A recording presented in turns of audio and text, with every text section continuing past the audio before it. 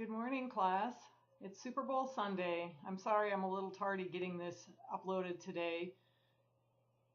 As I've mentioned before, we're doing renovations at our house, and yesterday we were doing a rock wall, at least part of it. I get to finish it today before the game.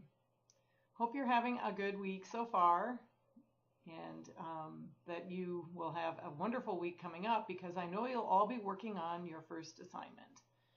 I wanted to talk about a little housekeeping about that assignment.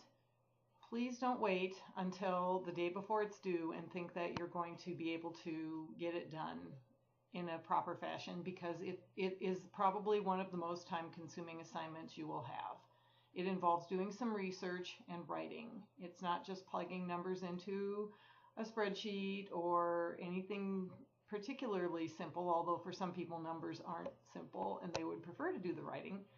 I did extend the due date a few days for that first assignment because I didn't know if you had any questions and if you had gotten started on it yet. Please remember the assignment is posted in the assignments folder. It's not in the module. So you'll need to go to the assignments link on the left-hand side of your screen on Canvas and look for that assignment 1, which is the regional market analysis. Again, grammar, punctuation, and spelling are very important. If I could tell you one thing that will help you with me in this class, it's to follow the instructions. I can't tell you how many times people don't follow simple instructions and lose points. So if you do exactly what is asked and you look at the rubric and see how you'll be graded, you'll know what my expectations are. And I think hopefully by now some of you have an idea about my expectations just from the discussion boards. I want you to use your brains and think. And as I said, I don't necessarily think most of these questions have a right or wrong answer. I just want to see that you have been able to take the information and apply it in some fashion and use some critical thinking skills, because that's the way the real world works. There isn't often a right and wrong answer. Sometimes in math there is, although if you're doing Common Core, then maybe there isn't. It's all about how you get the answer, but we won't go there today, because for me, I like the black and white one answer. Chapter 4 has to do with a management plan for a property. Now, this is a very brief overview of what a management plan is. Your assignments, your 4 assignments over the course of this class, will include the major components of a management plan. So by the end of the semester, you will have completed most of a management plan for a particular piece of property.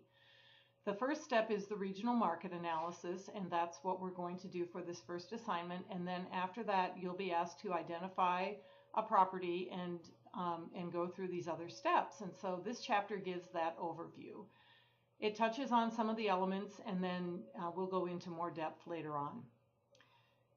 You can see that there's a big difference between commercial and residential property. We kind of talked about that a little bit in the past. Commercial property is valued differently. It's based on the net operating income, and residential property is based more on other factors like cash flow and that sort of thing. They're both considered commercial property. I guess if you have multifamily apartment buildings, that is also a kind of investment property. But for the most part, if you have single family houses or some apartments or that kind of thing, you're kind of pretty much talking about residential. And there are different requirements, and we'll get into that as the semester goes on too, about how you market those properties and who you can rent to and who you have to, what you have to accept in your property, and so forth. The whole gist of this is, how can I maximize my income and maintain my occupancy rate? You may have noticed that it does mention in the book, and you'll see in some of the files that have been loaded for this week, that they ask about what is your vacancy rate.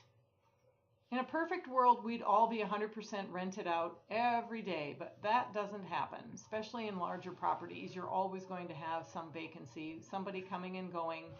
It just almost never happens that if somebody moves out on the last day of the month, that you can have somebody move in the first day, the very next day, because you have to get in and clean and do walkthroughs and maintenance and that sort of thing. So you're always probably going to have some period of time at the end of a lease where you have some of the property vacant. And you may have a time when you have multiple properties vacant because of market conditions, or because in one situation I know of here in Boise, all of the tenants have been asked to move out because they're going to do some major renovations on the property. So they've had to ask everyone to leave, and there were, I believe, 50 some units on this property. So they've been busily getting people out of there as fast as they can so they can do some major renovations. That's something else the chapter talks about a little bit, is what return on investment can you expect to get if you decide to make some improvements to the property? For example, if you've got a 50-unit apartment complex and some of your tenants have been suggesting it would be nice to have a swimming pool, how much would it cost you to install that swimming pool and maintain it over the course of the time it's in place? Will you be able to charge enough rent to recoup your investment? Is that something that would be worthwhile or valuable to you as a property manager or as an owner?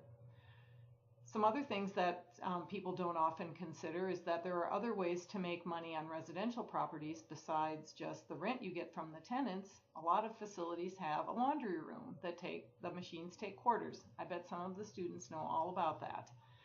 You have to go down and put chunk quarters in the machine, and it's a lot of quarters, isn't it? Because your apartment doesn't have a washer and dryer in it. That is all revenue to the owner of the property, and along with that, of course, go some additional expenses for maintenance of the machines and extra water bills and hot water bills. So you might have utility costs for the hot water. But you have to analyze that and see if that's an amenity people want. You can charge more rent. If it's something that pays for itself, then you can look and see over what time period it pays for itself. Some people won't put in an improvement or an amenity unless it pays for itself in 3 years, maybe 5, maybe 7. Maybe some people have a much longer view and they think a swimming pool, even though it might not pay for itself for 10 years, that would still be a good investment. We have totally lost my train of thought. There are several different kinds of budgets that the chapter talks about. The first one is an operating budget, and that is the money coming in and the money going out on a monthly basis for regular expenses like utilities, security, property taxes, that kind of thing. Those are things you know you're going to have every month, every year, and that is something that will be due all the time. Those are operating expenses. Capital budgets have to do with making long-term big investments in the property to improve the value of the property, but they're not things that you would normally spend money on every month, so they're not a regular expense.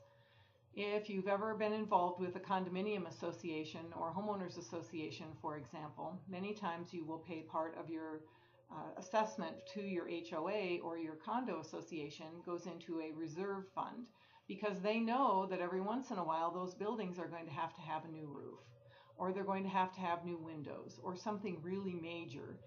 Not that you do every day, maybe every 20 years, but if you put a little bit of money aside every month or every year, that when the time comes you'll have accumulated a reserve fund so that you can then take that money and make that necessary improvement to the property. It's not a bad idea in our personal lives either to have that kind of a reserve fund too, because you never know when the washing machine's going to break, or the car is going to die, or you get in an accident or something, and it never fails that Murphy's Law comes along and you don't have the cash or whatever to pay for something right then, and it's nice to have that little emergency fund. So that's kind of what we're talking about this week. Again, kind of a 10,000-foot overview of a management plan for a property. We are going to refer back to this chapter as we go through because, as I said, the other assignments will come back and relate back to these elements. And so we will be referring back, and this will be a good primer for you to get started on this. I did post one discussion board this week. I would like for you to take a look at some different properties.